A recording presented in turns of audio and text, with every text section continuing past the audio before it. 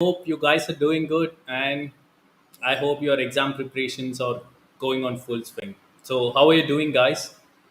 So, first of all, as I normally do, please let me know on the chat whether you guys can able to see me and whether you guys can able to hear me properly. And let me say hi to people as well. You guys have a surprise today. Okay, I'm just seeing the chat, so please let me know on the chat. Hi, Namaza. Good to have you. Uh, Namasa, I need a help from you. You have to let me know whether you can able to see me and whether you can able to hear me. Okay, good. From Dave, I already got my answer. Thank you, Dave. Good to have you. Good. So let's wait for a couple of minutes so that our rest of the colleagues will be also joining. Hi, Kumud. Hope you're doing good. Long time. Good evening. Hi, Venkat. Rakesh, thanks for your feedback. Good. Thank you so much for asking this, Dev. Yes, I am fully recovered. First of all, I want to apologize you guys. I couldn't able to conduct my weekly Q&A session last week. To be honest, I was not feeling well last week. I missed you guys. Means I missed interacting with you people, and hope you would have missed my session as well. So hi Jagdish. Good evening. Good to have you. Namasa, yes, I remember you. You were there in my last live. I remember you. Hi, Namrata. Good to see you.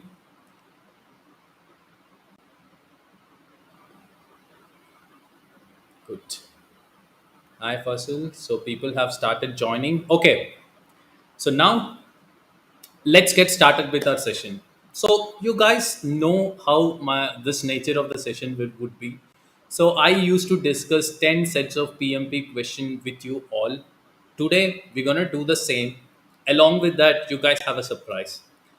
One of my student, he is going to appear in today's session and he's going to share his experience, about how he prepared for this exam and how was actually the PMP exam was. And you guys can put any questions on the chat and my student will be answering those questions as well.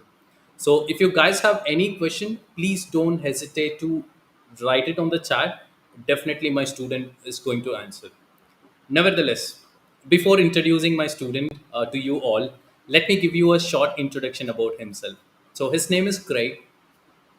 Hands down, I have taught lot of people. Yeah, I have made PMP lot of people. Means I have helped people to have this PMP certification. And Craig is one of the sharpest mind, not one of the, he is the sharpest mind I have ever worked with. I really mean it. Yeah. So he is here in front of you all now. He's going to appear and he's going to share about his experience. So now let me introduce my student to you all. Hi, Craig. Hi, Nice to have Gautham. I'm you. I'm Nice honored to to be have. here. I think you talked me up a little bit too much, though. I don't know. I got to live up to that. No, I am a honest Yeah, person. I don't bluff at all. You know very well about me. Yeah. yeah, too And first much. of all, thanks for accepting my request for participating in this session, Craig. I My pleasure. literally want you to push in this because, as I mentioned, you are the sharpest mind I have ever worked with. So when you are sharing your experience, how you prepared for this exam, and how was the PMP exam, that would be helpful for the PMP aspirants. But Sure. before going to the actual session, I would have said this almost 100 times to you. I'm jealous of your couch, which you're sitting right now. To it's to it's, it's explain to awesome. everyone what to explain to everyone what this mechanism is, it's a zero gravity chair from Levis.co, Levus.co. I have some back problems and I'm starting to work from home a lot more. And I knew that if my back started hurting, that I'd stop working and go find something else to do. So if I intended to be more remote, then I really had to kind of solve that problem. So I ended up purchasing this and it works out great. So Okay, that's nice. That's nice. But every time I see you on the video call, I get jealous. Let me be very honest with you. Good. So the floor is all yours, Craig. So please start Okay. sharing your experience. Yeah. All right. Sure will. So normally when I approach certifications or tests or anything like that, I've had this tried and true, method for quite a few years now. And I really just immerse myself in it. I kind of, I try to get everything off my schedule that I can. And I really immerse myself and I grab as many resources as I can. And I just live in it. When I get bored with a resource, I'll switch to another one.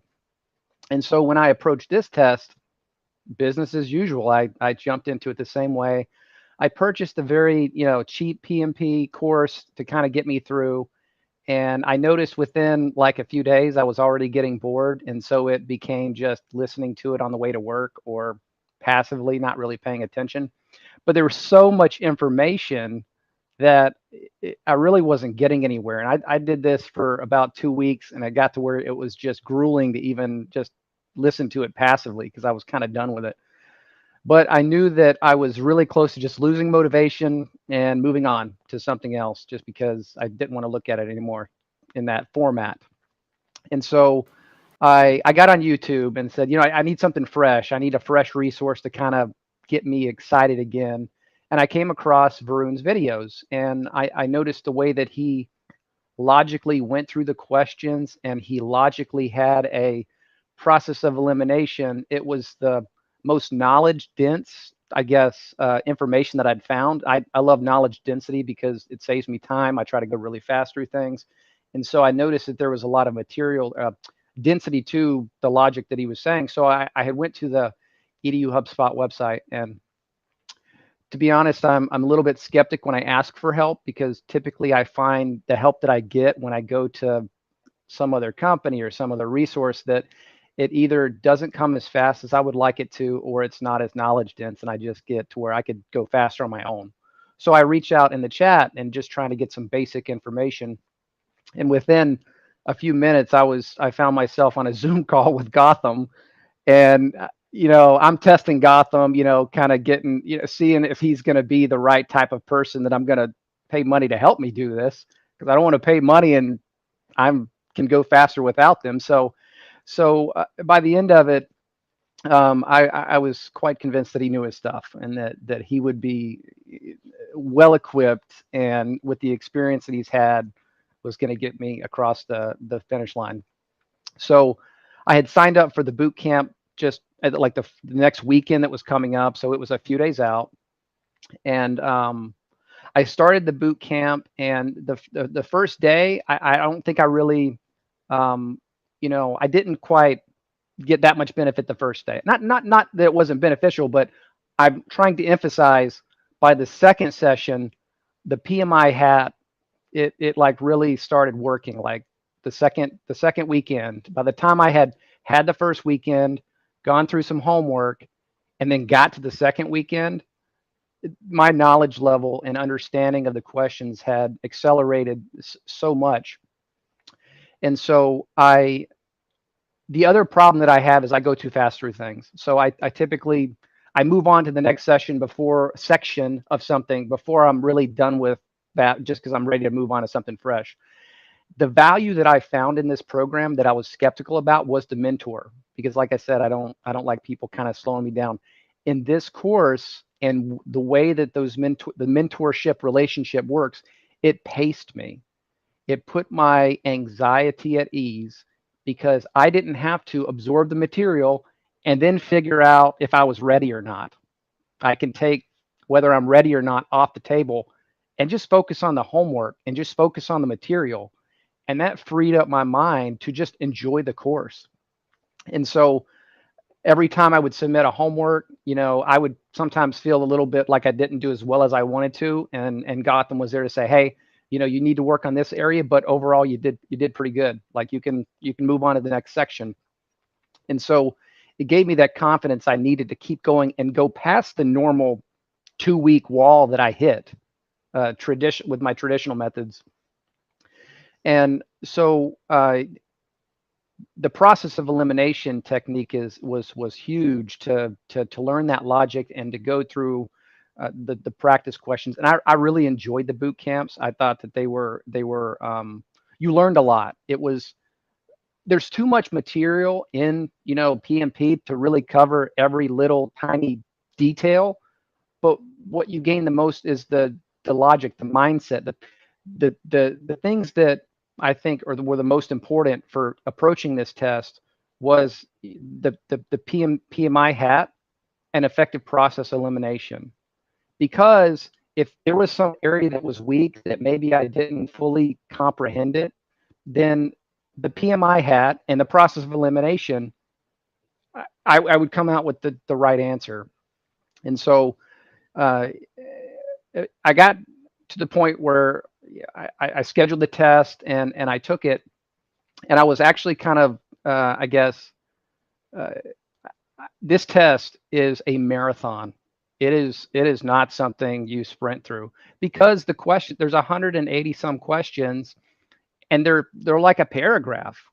So you have to do a lot of reading and rereading, and then rereading again just to make sure.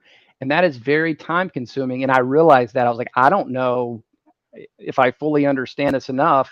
You could spend 5 to 6 minutes per question if you had an unlimited time.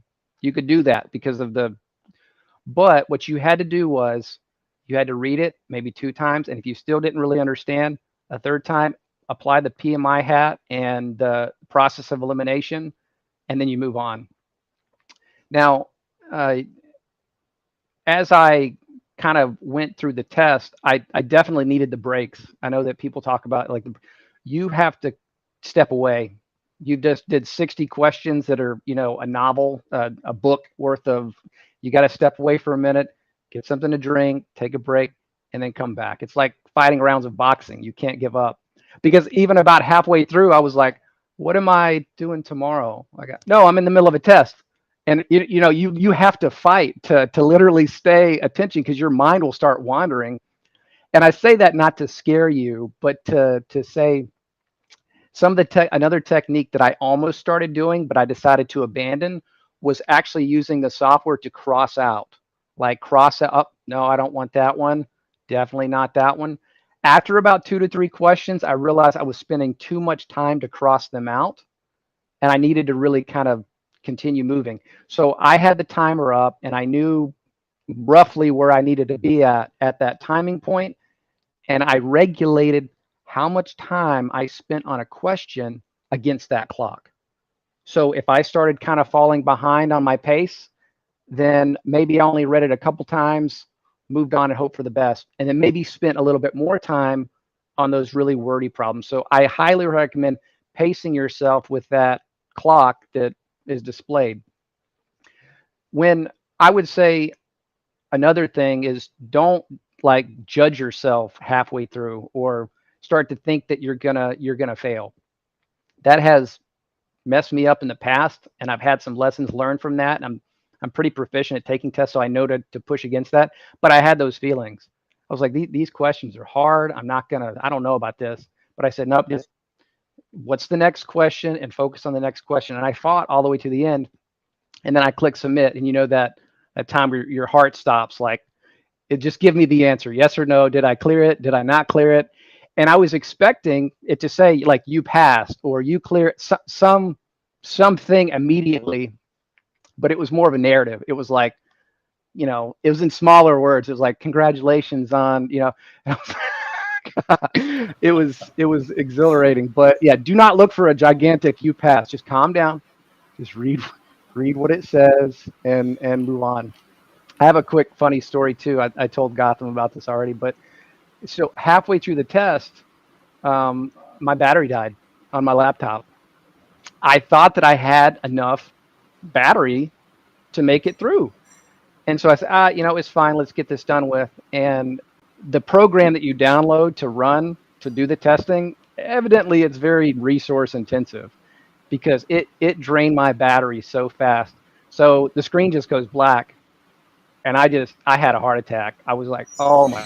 I ran out of the room as fast as I could. I grabbed a charger, I plugged it in, and then I signed into my laptop and I booted it up, and it had just went to sleep for a second, and so the test was still back up, and so I just kept going. I was like, oh well, there's that.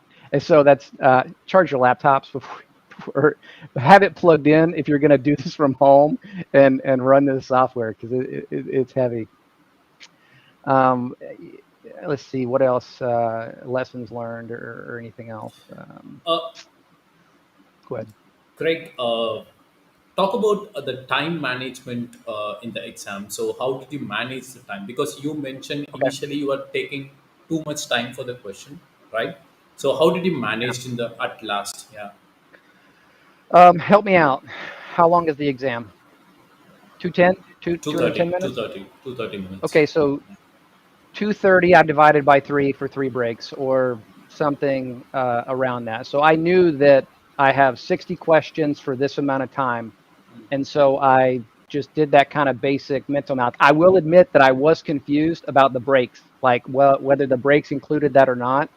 So I just decided to stay kind of somewhat within that margin, even though I doubted kind of how much time I had, but that was good enough. Now, if I was halfway where I needed to be, yeah, I needed to kind of freak out and start getting, further moved along. But I was able to keep it right there. Also, I'm a fast test taker. I used every minute because you can spend a lot of time on one question or a little bit of time. And so I think that even fast test takers, I think that you're unwise to try to do it fast. I think that pacing yourself, because if you can spend more time on a question that doesn't jump out to you and you need to reread for context or pay attention and you have the time to do that, then use it.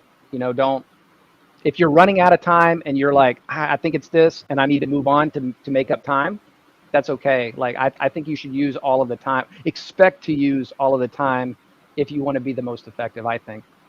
Got you, got you, got you. And you have a lot of questions on the chat, Craig. So Okay. let me show it to you one by one.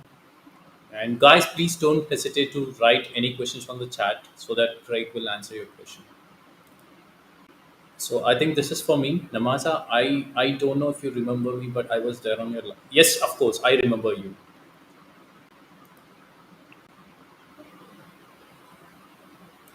Okay. So let me see. Oh, congratulations, Namasa. After my last live, you passed the exam. Great. Happy for you.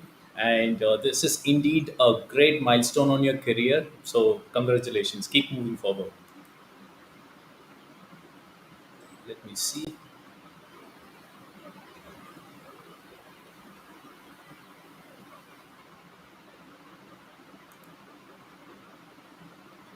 So, Craig, here we go. I think that even PMI doesn't tell you the overall percentage, right? I think Gotham can correct me on that. They don't Yeah. have an arbitrary number. And to be honest, I wouldn't worry about it. Like to me, if you go through the course, you focus on your homework, you focus on the knowledge that you need to improve on and the understanding that you need to improve on, wear the PMI hat and practice the process of elimination, you're going to clear it. When if Gotham tells you to go, then trust that you're where you need to be.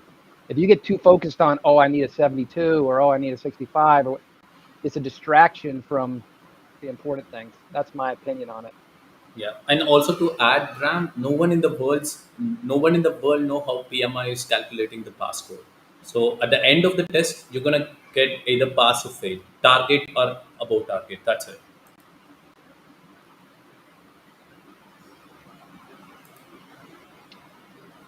You have a congratulations message. Thank you. Hey, should I read these ones on the side here? Do you want me to do that or no? I will show you, Greg. Okay. Okay. See, now the questions are in front of you. Yeah, on the screen. Yeah, Yes, absolutely. Every question that I received was rather wordy. If there were questions that weren't wordy, there were so many that were wordy that I forgot about the ones that weren't. That's what to expect. And so that's another thing I recommend is I don't recommend personally to do any practice exams before the test. The day of the test, from my experience taking tests, you need a fresh mind. If you cram something in at the last second, you might have used a little bit of the endurance that you would have had on the test to finish strong. I think, too many questions that are too wordy for you to put in 50 practice questions and then take 180 on the backside. Now you've taken 240 question tests, and the first 40 didn't matter. So my opinion, and Gotham may disagree, but I keep the day of the test. I don't try to cram anything in. Yeah. Good. So I think this question is moreover for me. Samir, actually, what I would recommend is align with your mentor, whoever may be. I think your mentor is Arun. So please align with him. So according to his guidance, please follow the next steps. Here we go, Craig. Agile percent and the total 180. I mean, I think it's around 50. I think they even say that it's a good mix. I mean, they do jump back and forth. The key to for me was recognizing, is it agile question or is it waterfall? Is it traditional? If you need to be able to identify which is which, because which method has a different answer. And if you take your practice tests and you understand that logic, then you'll know, oh, they said iteration. Well, okay, that's agile. Oh, they said this, then they're talking about that. Sometimes they'll clearly say, like, you're working with your scrum master. You know it's agile, but sometimes they will just use one word from that. And if they use one word from like traditional, then maybe you're working with a hybrid. So understanding which construct is important. Got you. Next for you. 100%. A lot, but don't let it discourage you. Like I said, if you know your stuff and you take your time, you pace yourself, just marathon through. You're going to be fine. Good, guys. So if you have more questions, please don't hesitate to write it on the chat. So Craig will stay 8 more minutes to answer your question. Yeah. So don't hesitate to ask any questions. Here we go. Well, I think they were all multiple choice. No, I think there was some matching. Sorry, guys, it's been a while. Some of the examples that EDU HubSpot gives you are like identical. So if you find a question that's similar on EDU HubSpot, then you can expect that on the test. Is that right, Gotham? Yes, Yeah, you're right. You're yeah. right. And also, Ebony, on an average, my students who are passing recently, they are saying close to 10 questions or multiple selections. So out of 180. Oh, multiple selections. I'm sorry. I read multiple choice. I'm sorry. Yeah, that's about right. I think what Gotham said is accurate. Yeah. And let me scroll on the chat. Yeah, so that's it, correct. The questions for you is done. So yeah, the final words for the future PMPs from your side. I would say to don't lose sight of what you're studying for and the reasons why you're studying. And if you do start to get discouraged, then express that to your mentors and understand those areas that maybe you need to improve. Because if you continue to go through these practice questions, you're going to develop those skills that are necessary to approach the test. And so I think that you take enough practice tests and get that logic burned in, you're going to start to do better. At least I did, because initially I wasn't doing well on the sections questions, but then as I put on the PMI hat and as I understood the process of elimination, my scores, they just kind of started gradually going up. But don't grade yourself on those scores either. Take a look at what you missed, what needs improvement, and go become an expert on that and understand it, and then kind of go back. Thank you. And you have some more questions also. Okay. Here we go. Um, Uh, Congratulations. Are you familiar with the scenario, or are they all new in content? Help me out, Gotham. okay. So I think Devinder, actually your question even I couldn't able to understand. I think the same for Craig as well. So I assume that you are asking that Craig has already practiced these scenario based questions which are coming in the exam. So I think I assume this is your question. Yes. So he used our resources, EDU HubSpot. So our resources are really close to the PMP exam. Every Okay. questions will be a scenario based. So when you are practicing with our edu hubspot resources, definitely you will feel like the similar type of questions are coming in the exam. Yeah. That's true. Next question. Great. How many questions have dropped? I don't know. I So don't think I just don't think about them that way. Like when I move on from a test, I brain dump a lot of the details of I didn't take a mental note. Well, there was this many of this and that many of that because it if your knowledge level is where it needs to be, you take your time and go to it logically, and you have good habits and techniques. It doesn't matter how many of one or how many of the other. It's all going to come out in the wash, in my opinion. you have a wish. Thank you. And the next question for you, Greg. Any specific book or to follow only PMBOK? Presently, I am following Joseph Phillips. So I have really nothing negative to say about Joseph Phillips. I looked at some of his material. It's very comprehensive. He's got a lot of material there. It's very in depth. Well, what I got through EDU HubSpot was more of the PMI hat and more of the process of elimination. So that is where the large value came for me, more so than some other alternate materials. But I think EDU HubSpot even talks about the Pinbox stuff. Gautham would have to maybe know more about that. Yeah. So, Venkatesh, our students won't study even single line in a book. So we have our very own resources, means we have our boot camp, and we have our own set of pre-recorded videos and test questions. Our students just attend my boot camp, they watch the videos and they practice test questions, and that's it. They will appear for the exam. Yep, So, and that's what Craig also did. So this is Greg. Okay, what is the passing percentage in our mock test? So Charlie, if you personally ask me, when my students score more than 60 percentage on our mock test, they clear the exam. Yeah, so this is the data which we have. In EDU Hub mock, when you are scoring 60 percentage, you're going to pass the exam. Because our tests are so close to the PMP exam and it's on the difficult side as well. that's true. You have a next question. How much comfortable after completing mock test and going for the exam next? I, I, I'm usually pretty comfortable going into tests because I've taken so many. So I don't suffer as much test anxiety as maybe some others. So I would say I was comfortable going in, whether I was 100% certain. I think you always have that ounce of, well, maybe I don't. I think you prepare for that too mentally, but I think that if your mentor says you're ready, I would put comfort in the fact that your mentor thinks you're ready. Because when we start to self-evaluate, we start to doubt. I only got a 65 or only got a 70, and so I think that you can self-defeat, but in reality, maybe you are ready.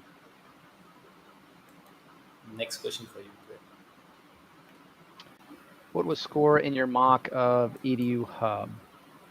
I think I was trending, somewhere in the like 75 to 85 range. It depends because some tests I would do really well because it had some of these, but my average was fair. I mean, I think that I it think, was Craig, you fine. forgot. You are scoring between 65 to 70. Still, I remember your score.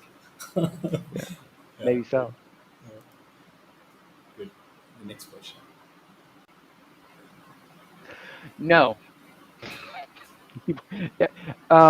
So if you mark one for review and you move on, I say no. You do have time. I tell you what, I would probably not, and this is my opinion, mark more than five. I'm just making that up because you spent so much of your brain to get through that you don't have a lot of time to like go back and so I tried to stick to pacing myself through that entire section and using my logic. But if you do see ones that like you really want to come back to, I would. But I guess the principle that I'm trying to convey is do not expect to go through like the first section and have 50% of them marked. You're probably not going to be able to come back. I think that you're going to freak yourself out because you've now messed up your pacing. In my opinion, like you kind of messed up your pacing. So I would recommend that if you did mark them, you would be reserved. Don't go through and mark a bunch of them because honestly, you don't even know. Like, okay, if you have a normal multiple choice question test where you can quickly look at it and go, I don't know. Yes, mark, move on to the next one. Well, when the question is a paragraph, then you're now dedicated 30 seconds, 45 seconds sometimes to figuring out what it's even saying before you say, I don't know. And if you mark that refer review and then you go through, now you come back and you got to re remember what you read the first time, and that takes you 30 or 45 seconds. So I think, opinion, that it's better to spend the time on that question, fully understand it, fully read it, process of elimination, select, and move on. Because if I have to come back and do 30 seconds to 45 seconds of reading on that same question that I've already read, I think that you're burning up time that could be used somewhere Yeah. else. That's just my opinion. 100% agree with you. Yeah. So the last question for you today. It's a lot. It, it is a lot. I think that if exposure, I think that repetition, I think that going through the boot camp and going through the homework and taking notes, and maybe take notes twice. At some point, when you get towards the end of your journey of study, you start to just know when something's out of place. Maybe you're good enough and you can draw it out on paper. But when they present you with a question and it's kind of like, well, this is over in your mind, you've already built that and go, no, that doesn't go over there. That's over there, so I know that this is the answer. I think at some point it just clicks. But the answer to your question, high reps, high repetition is how I absorb large amounts of information. Exactly. And also normally, Craig, maybe you can also give me a feedback. So this is how I've been keep on saying on my boot camp. You attended my boot camp. No memorization. When you just understand about what is that plan is about, so I think you can easily handle the Yeah. exam. Yeah. I didn't do any memorization. I Yeah. didn't. There was Yeah. I sometimes took some notes, but that was to help put it in my brain as I went through. I think that taking notes is valuable, but no memorization. I didn't do that. Perfect. So that's it for you, Craig. And thank you so much for joining today's session. Definitely, of course, we know the relationship which we share. So whenever I have an interaction with you, I just love it. And Yeah. you have given a lot of insights to people. Definitely, people would have enjoyed, and you would have raised up a lot of confidence to people as well. Thank you Yeah. so much for your participation. Again, sorry to be so repetitive. I'm jealous of your couch. No worries. I'm honored to be here, and I hope that I've said some things that add value to your students. Good luck, everyone. I know you're going to do great, and just trust the system. You guys take care. See you, Yeah. Gotham. See you. Bye. Okay. Okay, guys. So I believe you guys would have enjoyed the session with Craig. So trust me, I would kindly request you to take each and every point he mentioned so seriously, guys. But I mean it because he is one of the not one of the he is the sharpest mind I have ever worked with. Yeah. So I have some questions as well. Let me take it, and then let's start with our Q and A after that. Hey Gautam, as a window shopper, I'm finally at your live. Okay. Most of the time I'm getting 70s in any question bank, but I'm so concerned about. Okay. Fasil, first of all, I don't know which question bank which you use. Normally, when you are using our EDU HubSpot question bank, when you are getting 70 75 percentage, I would say that book for the exam half an hour later and sit for the exam. You will pass. Yeah.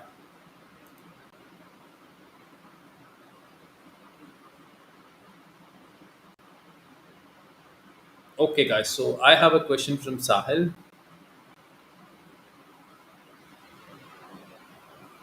So, Sahil, I won't recommend to skip a question normally. Yeah. So, when you are reading a question, just pick an option and then move on and mark very less question for review. So, as Craig mentioned, when you're marking too many questions for review, again, you have to come back.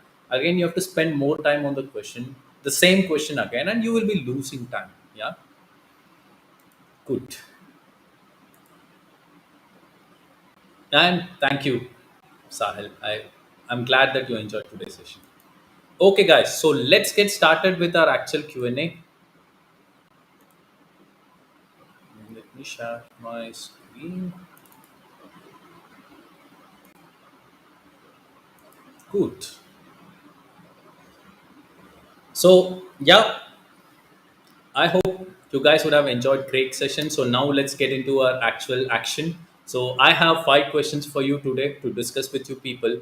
So I hope you guys already know the nature of the session. If you are the first time participant, I would give you an overview how the session will be. First, I will be showing a question in front of you. Then I will be giving you 1 minute, 20 seconds or 30 seconds for you to answer that particular question. So you have to pick an option and then you have to put that option on the chat. So after you attending, I will be approaching that particular question and then I will be revealing the correct answer for that question. And this will be continued for the 5 questions. So this is the nature of the session. So let's get started. And as I always ask, if you guys like Greg's session, I want you to smash the like button. I told you, right? So after the class, I go to YouTube and then I will see how many likes I got. Only that is my motivation. So that is where I'll be evaluating whether you guys really like the session or not. Good. Let's do questions. So this is your first question for today's class. I'm going to start the timer for you. And for answering this question, you have 60 seconds and your time starts now.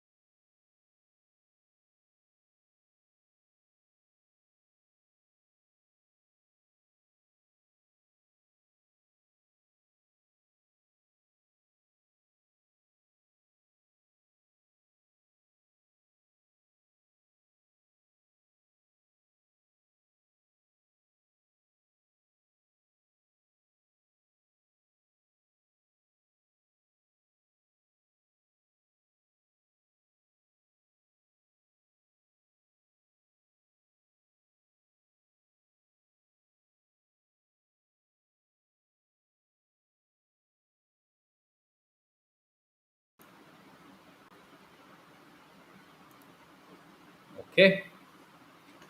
Let me read the chat, which option you're picking. So, Samir, you have asked me a question how to join EDU HubSpot Bootcamp.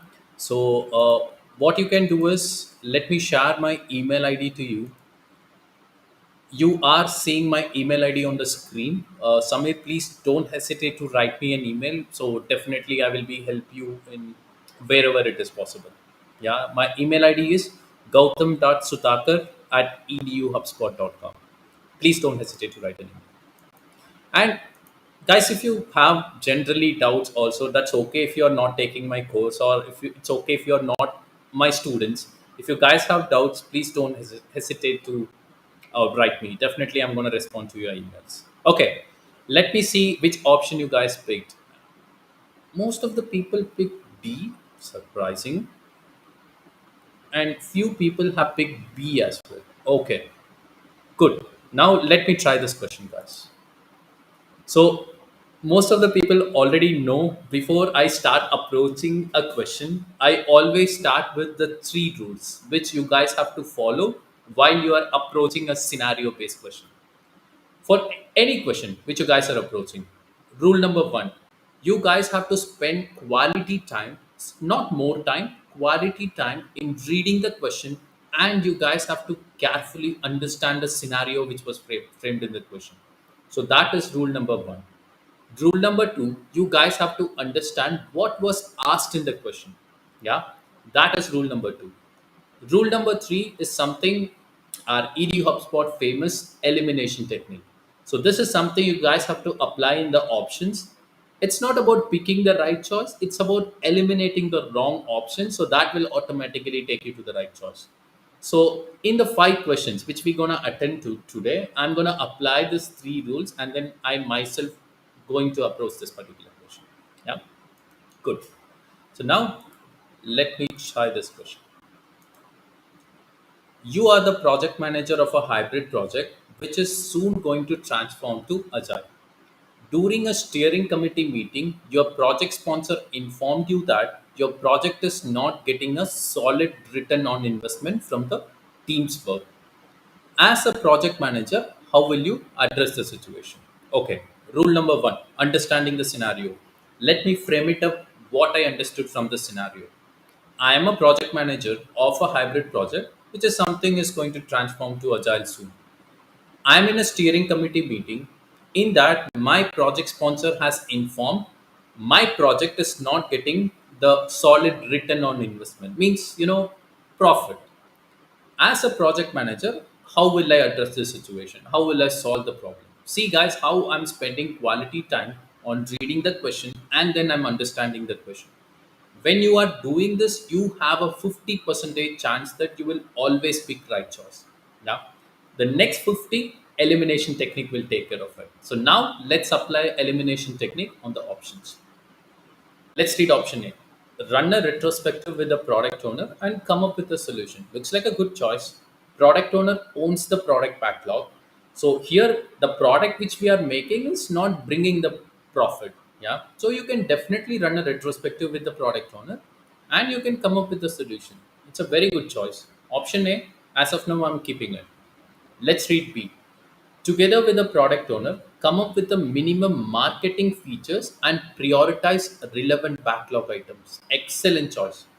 So here what you're doing, you are working with product owner and you are coming up with minimum marketing features. Means, a group of features which will help you to by implementing those features on the product, and when we are going to the market, definitely it will help you to get some profit because it is a marketing features.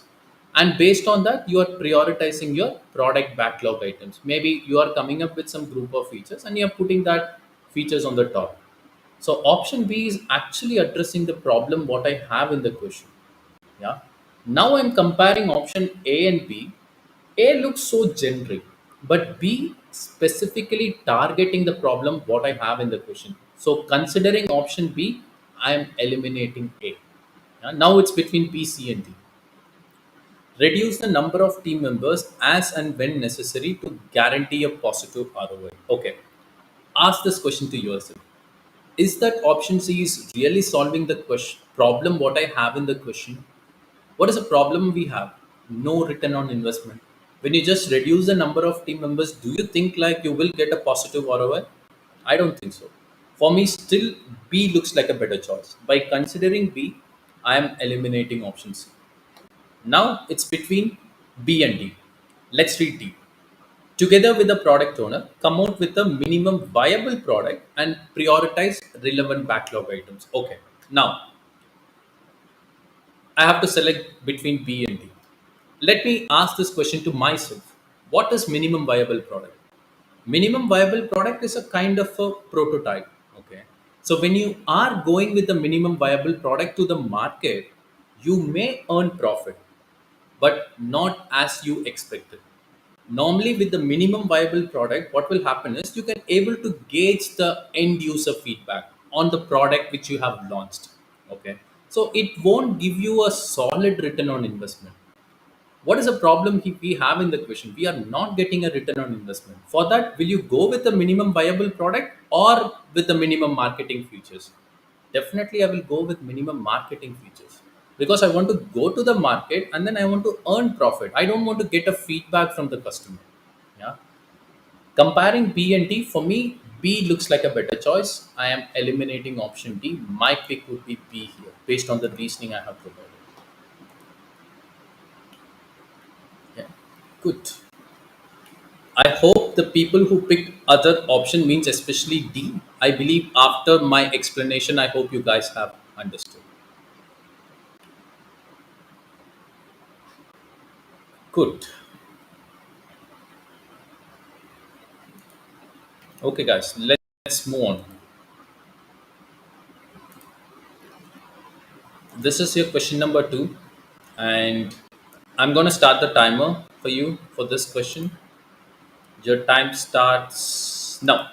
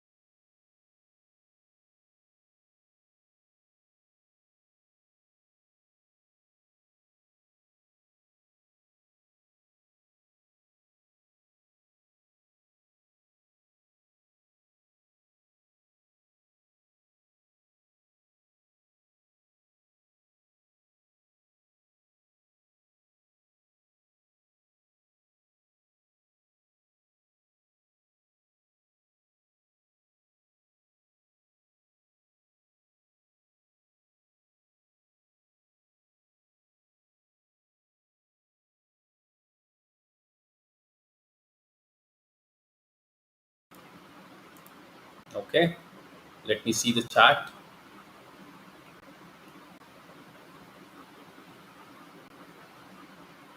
So, Kunal has asked me a question. What if the product presently is not MVP, hence the ROI is not solid? Okay, Kunal. So, here I would like to talk about a rule. Don't overanalyze. What if that happens? What if this happens? Stay within the scope of the question. Is anywhere in the question it is mentioned that this product is not having an MVP? No. So stay within the scope of the question. Don't try not go outside the scope of the question, and don't overanalyze. Yeah. So don't worry, Kunal, this is something you will get by practice. Yeah. Good. Okay, let me see the chat. Unanimous pick is option A. Okay, good. Now let me try this question. On a hybrid project, one of the key stakeholders shows resistance to the project. The project manager begins to suspect that the automation involved in the delivered product might have made the stakeholder's role absolute or obsolete. As a project manager, how would you handle the situation? Okay, let me frame it up. Let me try to understand what was asked in the question. I'm on a hybrid project. One of the key stakeholder is currently resistant towards my project. The reason behind that key stakeholder is resistance is I have done some automation. So he or she believed that because of that automation, his or her role become obsolete. So as a project manager, how should I handle the situation? See, I have spent a quality amount of time in reading the question, and I have cleanly understand the scenario which was framed in the question. Let me try options. Let me apply elimination technique. Option A, discuss with the stakeholder and understand their concerns. Looks like a very good choice. Here, the stakeholders are thinking, because of this automation, our roles will become obsolete. So, you have to discuss with the stakeholders, and as a first step, you have to understand why these guys are thinking in that manner. Only when you have that understanding, you could able to influence those guys. Yeah. Option A looks like a very good choice, and this is the first step you have to do. Yeah. But I won't pick option A without reading B, C, and D. Option A might be a good choice because might be a good choice, but I may get a best choice in B, C, and D. Yeah, let's read B. Directly express empathy to the stakeholder to gain cooperation. See, empathy is something we normally give it to our team members. Of course, you can be empathy with the stakeholder. It's not a bad choice at all. But let me compare A and B. For me, still A looks like a better choice because stakeholders are thinking their role become obsolete. So, as a first step, I have to discuss with them and then I have to understand their concerns. Yeah. For me, A looks like a better choice. I'm eliminating B. Now it's between A, C, and D. Let's read C.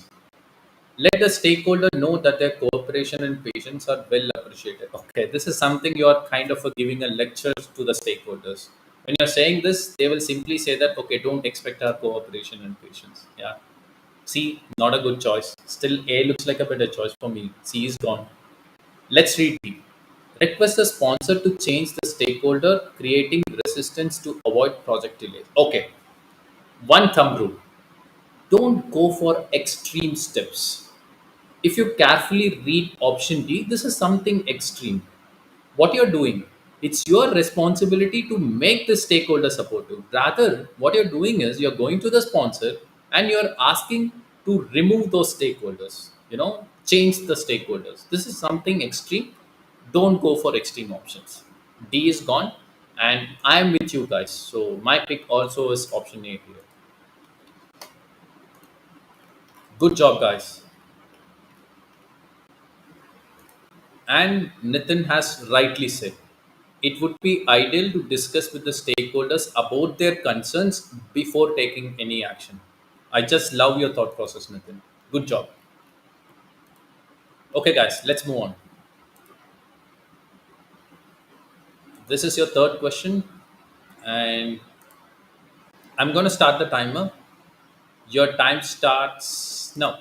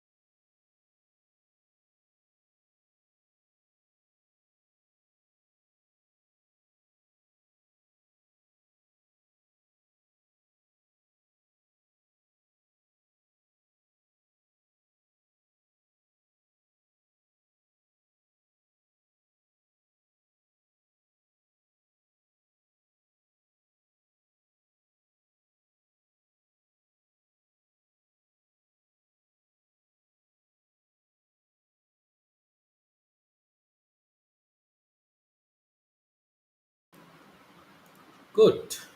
Let me read the chat. Okay, so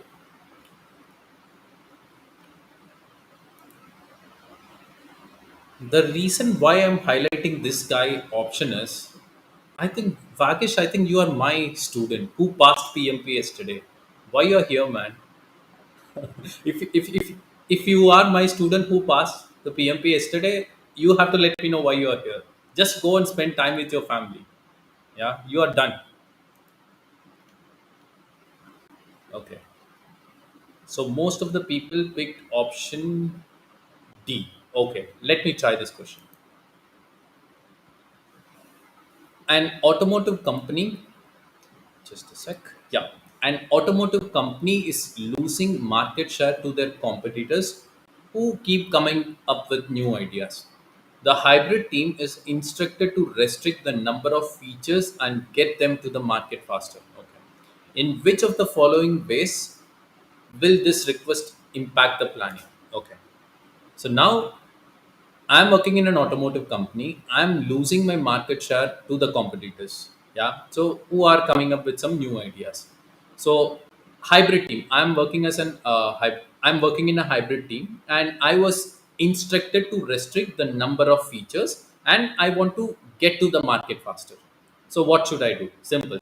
This was the question asked. Let me apply elimination technique. Reprioritize the sprint backlog to work on the smallest and simpler stories at first. Okay. See, normally when these kind of things happen, we should not reprioritize the sprint backlog. You should try to reprioritize the product backlog and put the features to the top, the necessary features to the top, so that team will automatically pick those features in the sprint.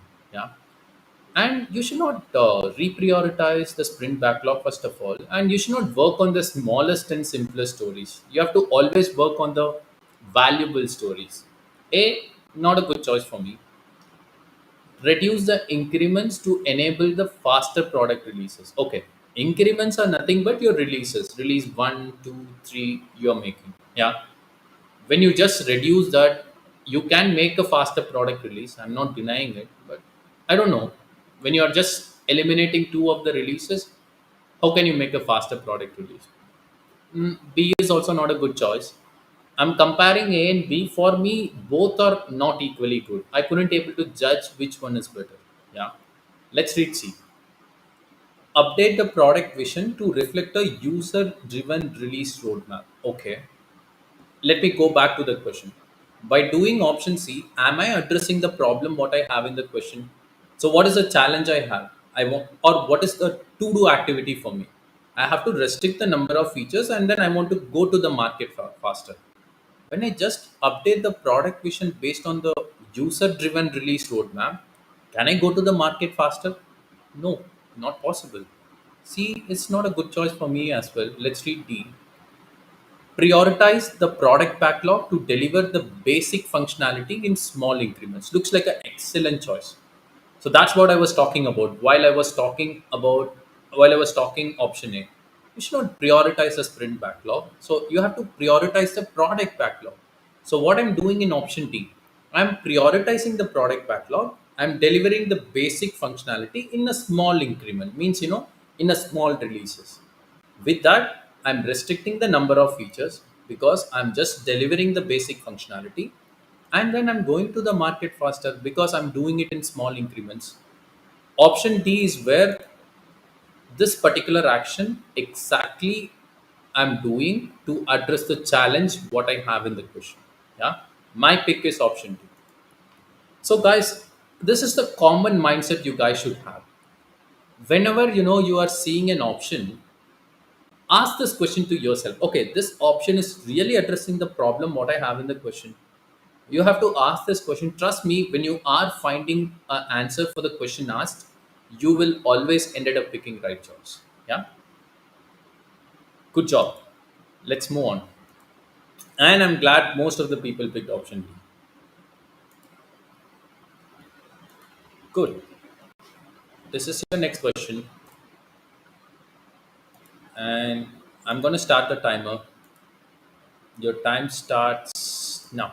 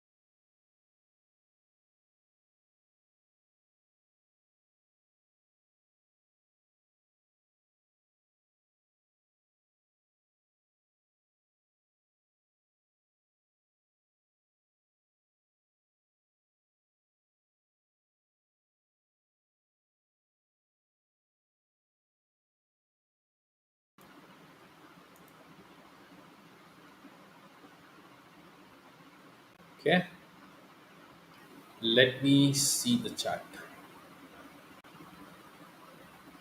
Option D, B, C, B, D. Okay. Most of the people are picking between B and D. Okay. Okay, guys.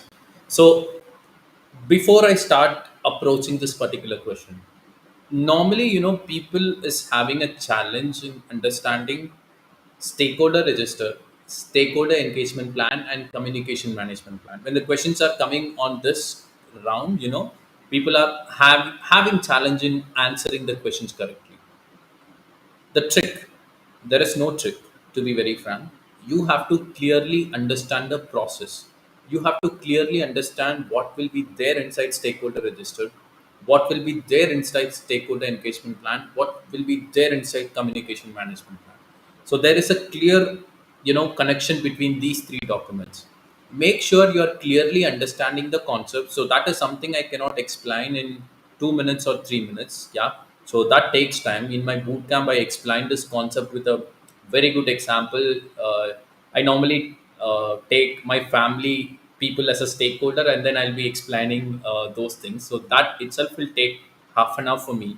So why I'm raising this topic is This exam will, you will get a lot of questions on stakeholders. So when you have a problem in understanding the difference between these three documents, you will have trouble in the exam. So please make sure that you are understanding that concept perfectly. Yeah, good. Okay, let me try this question.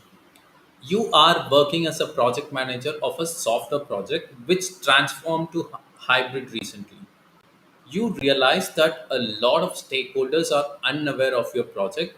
Okay, you decided to use the stakeholder engagement assessment matrix. Okay, the matrix happens to pinpoint a key stakeholder who happens to be unaware of the project. What should be your next step? Okay, from the question what I understood, I am a project manager.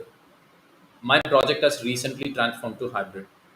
So I realized there are a lot of stakeholders are unaware about my project. Means they don't know anything about my project. They don't know what is my project is about. I decided to use the stakeholder engagement assessment matrix. While I'm using this matrix, I happen to pinpoint a key stakeholder who happens to be unaware of the project. Means I have a key stakeholder who is completely not aware about my project. What should be my next step? Simple. I have to make that guy aware about my project. Let me see whether that kind of options are available out of the four. Option A, communicate the stakeholder engagement plan to that key stakeholder.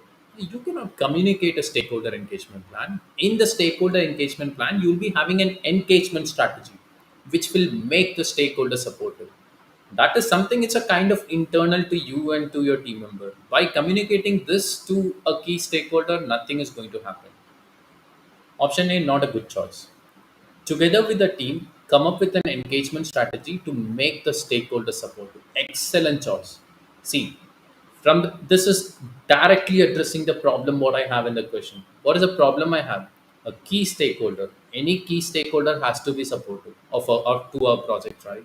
So that key stakeholder is unaware of the project. I have to come up with some engagement strategy. Can be a training, anything. And then I have to make this guy a supportive. That's what I'm doing in option B. Option B directly address the problem or challenge what I have in the question. I'm comparing B and A. For me, B looks like a better choice. A is gone. Now it's between B, C, and D. Come up with a communication plan and update the communication management plan. Okay, let's apply Neil Armstrong technique here. Most of the people knows what is Neil Armstrong technique is. Who is Neil Armstrong? He's the person who landed on the moon first, right? We don't know who landed second. At least I don't know. Yeah, maybe Neil Armstrong because he cannot land with one leg, right? He has to keep the other leg. Just I sometimes I make poor jokes. Please bear with me. So Neil Armstrong technique. Out from B and C, which I will do first? First, I will come up with an engagement strategy. After that, if that engagement strategy is about communication, I will be doing C later. Yeah. So in the PMI exam, you have to always pick option which you will be doing first. So I will do option B first, later C next. C is gone. So now it's between B and D. Update the stakeholder register with this information. No, D is gone. The reason why D is gone is I am already using stakeholder engagement assessment matrix. This means stakeholder register is already updated with this key stakeholders information. I don't want to update the stakeholder register at this point in time. My pick would be option B. Okay, good. Okay, guys. So again, I'm repeating the understanding the difference between stakeholder register, engagement plan, and communication management plan is absolutely important. Set your concepts right. Yeah. Good. So this is the last question of today's class. I'm going to start the timer. Your time starts now.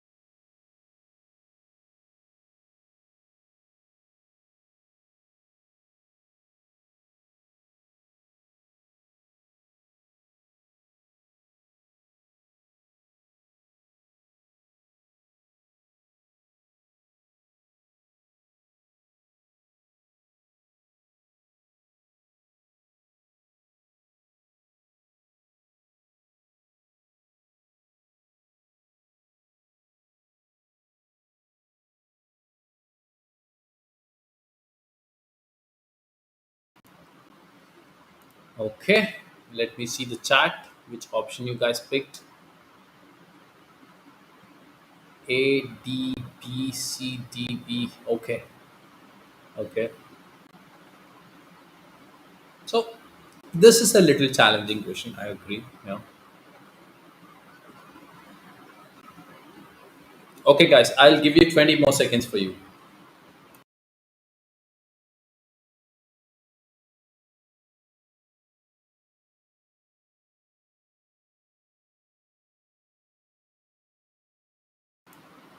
Good. Okay. Most of the people picked option D, but some people are picking other options as well. Yeah. Okay.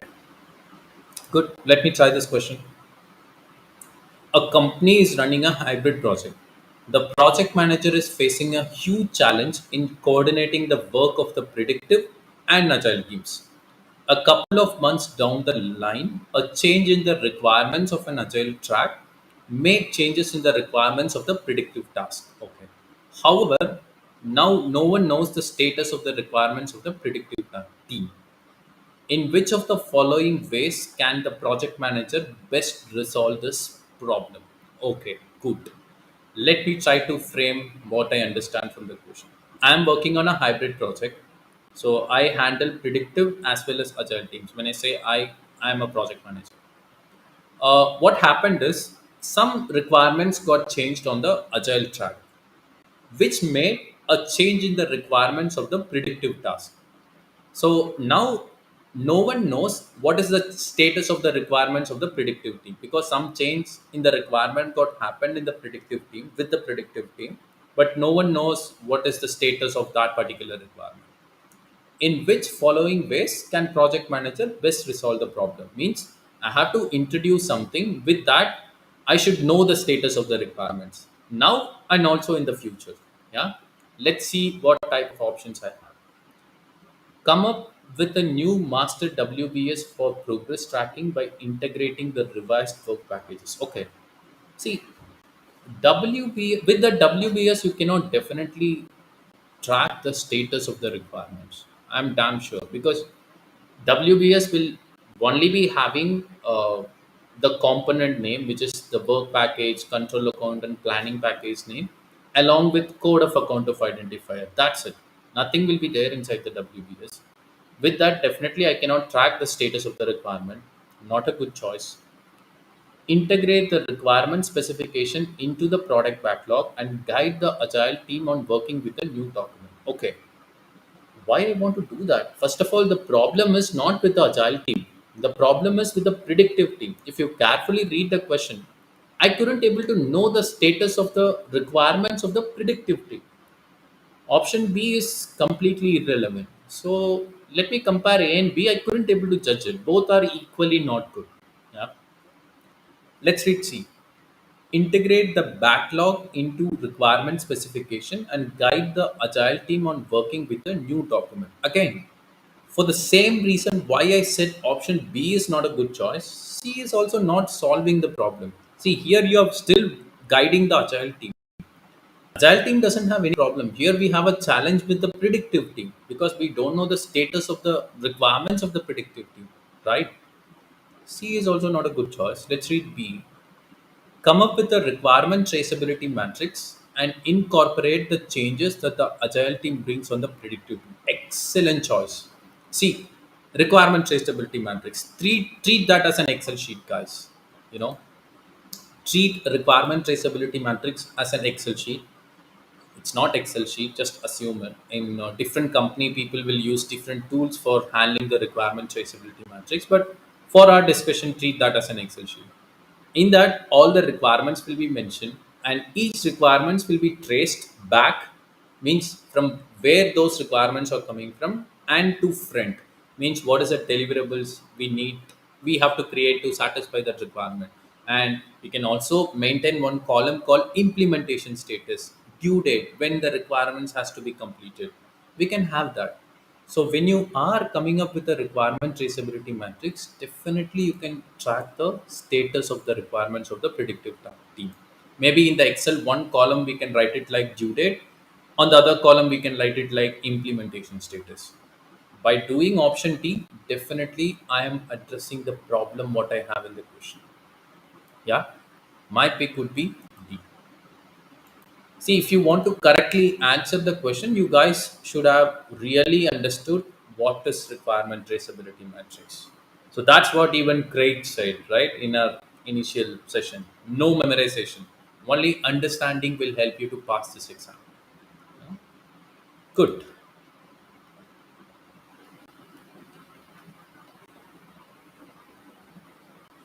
Okay, guys. So with this, we completed today's class. I hope you enjoyed Craig's session as well as the 5 sets of question you guys have attended today. If you guys have picked wrong, that's absolutely fine. Make sure that you guys have understood after my explanation. Yeah. And I have one more student here. Soon, I'm going to ask Prachi to participate in my YouTube session. Maybe the next session, I'll be requesting her to participate. She is my student and she's from ex Indian Army. And she cleared a PMP 2 or 3 days before, I guess. And she wished me.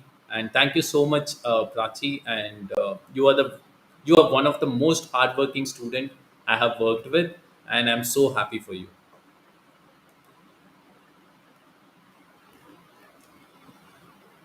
Good. Okay, guys. So with this, I complete my class. And if you guys want to get in touch with me for anything, if you want to join my boot camp or you want to get to know that how EDU HubSpot coach their students, you can don't hesitate to write me an email. So you are seeing my email ID on the screen. So you be very open to write my email. That's okay if you guys are not willing to take my course or take our program. If you guys have any generic doubts also, you can write me an email. So I'll be so happy to responding to you people. Yeah. This is my email ID. And I always like to get connected with people, So I will also give my LinkedIn ID to you all. So please be kind enough to send me a LinkedIn request. Yeah, let's stay connected because you will get motivated because a lot of people will tag me after they pass the PMP certification and that may motivate you. Yeah. So I have put my LinkedIn ID on the chat. So please don't hesitate to send me a meeting invite. And moreover, my August weekday boot camp. So weekend is already started. Day one and day two is already done. And I'm happy to see my new August batch students are already there in the YouTube session. I'm so happy to see it. And my weekday boot camp is going to start from next week, Tuesday. Yeah.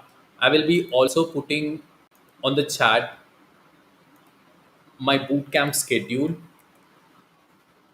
on the chat. Please have a look. You will be having my August schedule and also the September batch enrollment already got open. So normally, guys, we accept very less students, yeah, because my session will be very interactive. I won't teach people. I discuss with people, yeah. So we won't take more crowd because when I'm taking more people, I cannot make it interactive. So we limit. So my boot camp is always, people will start enrolling in sooner. September batch already got open. So if you have a target of completing PMP within October, so either I would recommend you to take my August weekday boot camp or the September boot camp. Yeah. So it was nice. I myself am feeling so happy today because last week I didn't conducted the YouTube session. So I somewhat got addicted to it. Every week at least I have to come live. Yeah. So good. Thank you so much for your participation, guys. I hope you guys enjoyed it. And let me say bye to people also. Some people are wishing me.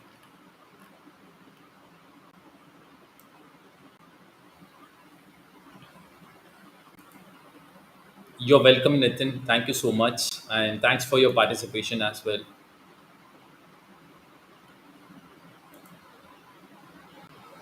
And thank you, Fasil. Actually, Fossil is speaking the same language which I speak. I'm from down south, so he's welcoming me in my native language. So I have to welcome him back in my native language. And Nandri, Fasil, for your participation. Yeah. You're welcome, Venkat. Glad you participated. Thank you, Shilpa. Hey Frank, glad to see you.